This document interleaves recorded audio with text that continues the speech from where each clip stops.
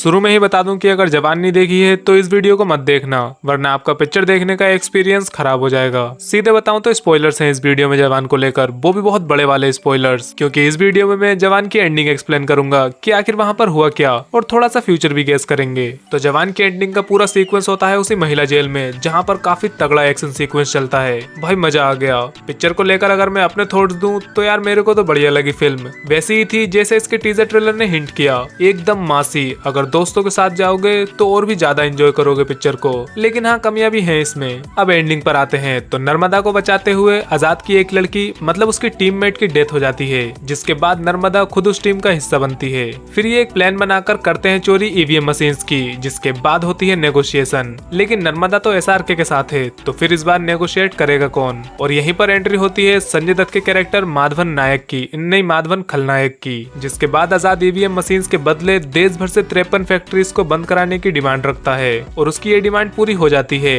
लेकिन तभी वहाँ पर काली आ जाता है। फिर काली दोनों बाप बेटों की सुताई करता है, फिर दोनों बाप बेटे काली की सुताई करते हैं, और इसी पेलम पाली में आखिर में जीत होती है बाप बेटों की। ऑब्वियसली काली को फंदे पर लटकाकर सारी गर्ल्स लीवर खींचती हैं, और उसकी हो जाती है डेथ फांसी लगकर, चटक और झटक से। एंड यहीं पर स्टोरी एंड होती है, पर पिक्चर नहीं। इसके बाद सब कुछ ठीक हो जाता है, एंड ये लोग पार्टी शार्टी करते होते हैं किसी जगह पर, जहां होती है संजय दत्त के कैरेक्टर माधवन नायक की एंट्री, जो कि आजाद की कनपटी पर घोड़ा रखता है, और बस लगने ही लगता है कि आजाद पकड़ा गया। पर तभी एक और ट्विस्ट एंड रिवील होता है कि माधवन नायक भी शुरू से आजाद के ही साथ था। हाँ, स्टार्टिंग से ही मिले हुए थे दोनों, और वो यहाँ आजाद को पकड़ने नहीं बल्कि उसको एक नया मिशन देने के लिए आया था, जो कि कोई स्विस बैंक से रिलेटेड है। फिर आजाद अपने पापा के पास जाता है और बोलता है, पापा देखो नया मिशन मिल गया। पर पापा कहते हैं, पहले एंजॉय करो बाद में काम, अभी अभी तो एक मिशन पूरा किया है। फिर बस दोनों नाचने लगते हैं नोट रमैया वस्तवैया गाने पर। और हाँ, संजय दत्त का कैरेक्टर माधवन नायक उस मिशन के बारे में बताने के बाद वहाँ से कल्टी मार लेता है।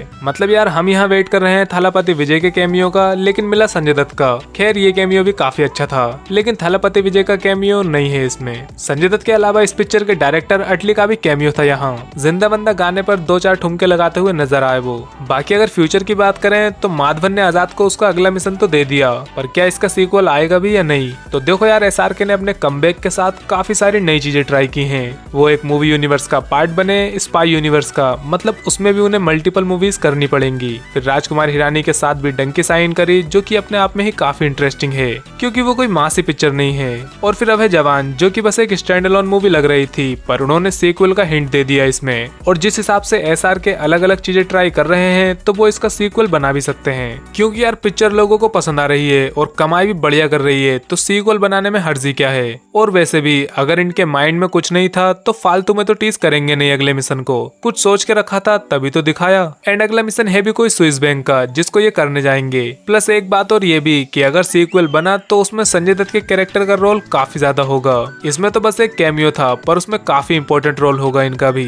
ये सब तो ठीक है, पर विलन कौन होगा सीक्वल में? तो जवान में ये चीता वाला बंदा तो याद ही होगा, जो कि काली को पैसा देता है बहुत सारा, और बोलता है कि अगर पैसा लेने के बाद कोई गड़बड़ की तो काम तमाम कर देंगे तुम्हारा। अब इस बंदे ने जो पैसा दिया वो तो आजाद और उसकी टीम ने चुरा लिया, और फिर ऊपर से काली को भी मार दिया। तो इन गंजे भाई साहब का काम तो हो नहीं पाया, पैसा अलग चला गया। तो कुछ ना कुछ तो करेंगे ही ना ये गंजे भाई साहब। पहले तो ये अपना पैसा वापस लेंगे, और फिर जिन्होंने चुराया था उनकी ऐसी की तैसी करेंगे, पर उनसे पंगा लेकर खुद की ऐसी तैसी हो जाएगी, क्योंकि वो हीरो है ना, उन्हें थोड़ी कुछ होगा।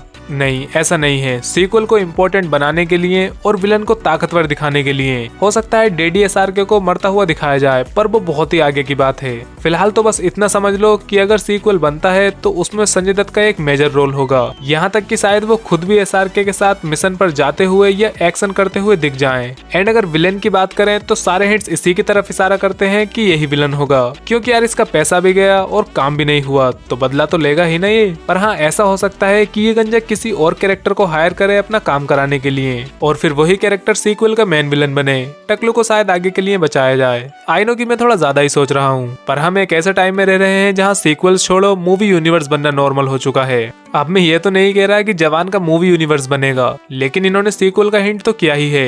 एंड अगर संजय दत्त के माधवन नायक की तरह इन्होंने कुछ और कैरेक्टर्स भी इंट्रोड्यूस करा दिए तो फिर स्पिन ऑफ मूवीज भी मिल सकती हैं। पर हाँ, अभी अपनी होप्स को ज्यादा हाई मत करो, अभी बस जवान रिलीज हुई है। हाँ, इस इसके सीक्वल को हिंट किया गया है, पर सिर्फ हिंट है, वो कंफर्मेशन नहीं है। जरूरी तो नहीं है कि सीक्वल बने, पर उन्होंने नेक्स्ट मिशन टीज किया है तो उनके माइंड में पक्का कोई आइडिया है। जैसे कि ये बंदा अपने पैसे खोने के बाद चुपचाप तो नहीं बैठने वाला। आजाद को भी अगला मिशन मिल चुका है तो वो भी फिर से कुछ ना कुछ तो करेगा ही। तो बस मुझे तो यही लगता है कि सीक्वल में यही सब होने वाला है, अगर वो बना तो। वैसे आपको क्या लगता है, जवान का सीक्वल बनना चाहिए या नहीं? कमेंट्स में बता देना।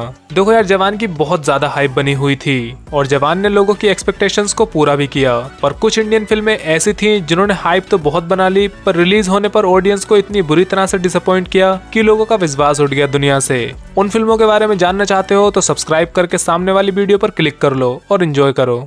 बाय।